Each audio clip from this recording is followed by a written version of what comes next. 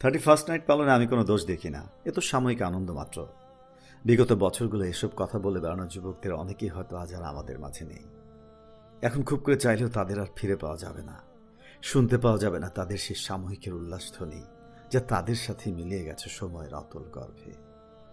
আর এভাবেই বছরের পরিক্রমায় এমন অনেক 31st নাইটই যাবে আসবে, কিন্তু সাময়িক আনন্দের খোঁজে সেই দিনগুলো যারা হারিয়ে বসেছিল নিজ দিন ধর্মকে, আজ তাদের জন্য কারোরই কিছু করার নেই।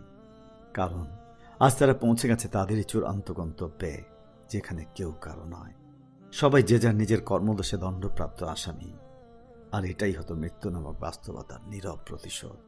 সে আসবেই, হয়তো আজ আর নয়তো কিছুটা সময় পর।